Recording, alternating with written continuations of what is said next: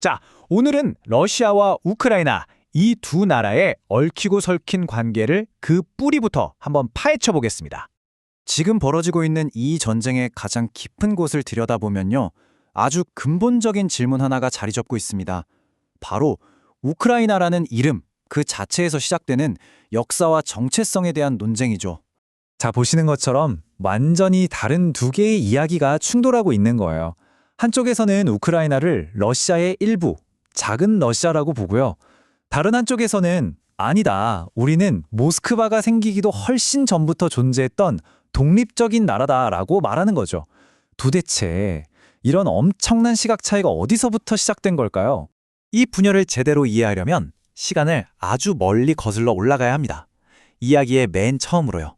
두 나라의 역사가 한 곳에서 시작됐던 바로 그 지점으로 말이죠. 중세 시대 이 지역을 지배했던 건 바로 키예프 루스라는 아주 강력한 나라였습니다.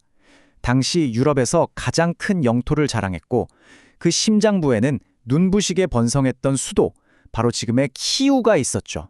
그리고 바로 이 지점이 모든 문제의 시작이자 핵심입니다. 러시아와 우크라이나 둘 다 바로 이 위대한 왕국에 자신들의 뿌리를 두고 있다는 사실. 이 공유된 역사 때문에 오히려 그 유산을 누가 차지할 것인지를 두고 오늘날 이렇게나 치열하게 싸우고 있는 겁니다. 이걸 아주 기가 막히게 설명하는 비유가 있어요. 교토와 도쿄의 관계를 떠올려보라는 거죠. 하나는 모두가 존경하는 고대의 수도고 다른 하나는 한참 뒤에 권력의 중심이 된 곳이잖아요. 그럼 그 원조의 역사, 그 유산은 과연 누구의 것이라고 해야 할까요? 네, 정말 궁금해지죠. 어떻게 그 화려했던 키이우를 뒤로 하고 저 멀리 있던 모스크바가 역사의 중심으로 떠오를 수 있었을까요? 여기에는 몇 가지 결정적인 사건들이 있었습니다. 먼저 키이우가 내부 다툼으로 쇠약해진 틈을 타 몽골이 쳐들어오면서 힘을 잃게 되고요. 그 시간 동안 변방에 있던 작은 요새였던 모스크바는 차츰차츰 세력을 키워나갑니다. 그리고 결정적으로 폴란드의 위협에 맞서 자치권을 지키려던 우크라이나 코사크족이 모스크바의 손을 내밀면서 역사의 흐름이 완전히 바뀌게 되죠. 그리고 바로 그때 모스크바에 엄청난 야심을 가진 새로운 지도자가 등장합니다. 바로 표트르 대제죠. 그는 이 지역의 판도를 완전히 뒤집어 놓게 됩니다. 표트르 대제는 정말 대단한 브랜딩 전략을 씁니다. 당시 모두가 선망하던 루스라는 이름을 자신의 제국, 즉 러시아의 이름으로 가져와 버린 거죠. 그러면서 키이우의 유산을 통째로 흡수해버리고 우크라이나는 소로시아, 즉 작은 러시아라고 부르며 자신들의 일부로 격화시켜버립니다. 이게 그냥 몇백 년 전 옛날 이야기가 아닌 게요. 이 표트르 대제가 바로 오늘날 푸틴 대통령의 롤모델, 그의 영웅입니다. 푸틴의 직무실에도 그의 추상화가 걸려있을 정도니까요.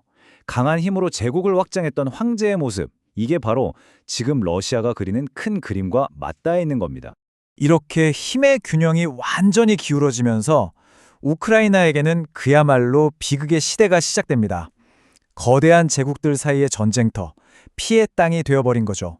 20세기는 정말 끔찍했습니다. 1차 세계대전 때는 제국들 사이에 껴서 같은 민족끼리 총뿌리를 겨눠야 했고요. 1917년 잠깐 독립의 기회가 찾아오나 싶었지만 곧바로 볼셰비키에게 짓밟혔습니다. 설상가상으로 스탈린 정권은 유럽의 빵바구니라 불리던 이 비옥한 땅에서 인위적인 대기근, 홀로도모르를 일으켜 수백만 명을 굶어 죽게 만들었죠. 2차 세계대전 때는 나치와 소련의 최대 격전지가 되면서 국토가 초토화됐고 전쟁이 끝난 후에도 1986년 인류 최악의 재앙인 체르노빌 원전 사고까지 겪어야 했습니다. 소련의 은폐는 피해를 더욱 치웠고요. 자, 그럼 이렇게 길고 고통스러웠던 과거가 지금 우리가 보고 있는 이 전쟁과 대체 어떻게 연결되는 걸까요? 그 역사의 메아리를 한번 따라가 보시죠. 1991년 우크라이나는 드디어 독립을 맞이합니다. 그런데 이게 시민혁명 같은 걸로 쟁취한 게 아니라 거대한 소비에트 연방이 무너지면서 얻게 된 독립이었어요. 다시 말해 태생부터가 지정학적으로 굉장히 불안정한 상태에서 시작할 수밖에 없었다는 거죠. 이런 상황에서 러시아의 시각은 한결같았습니다. 우크라이나는 역사적으로 대러시아의 일부다. 독립국가라기보단 우리의 변방 지역이다.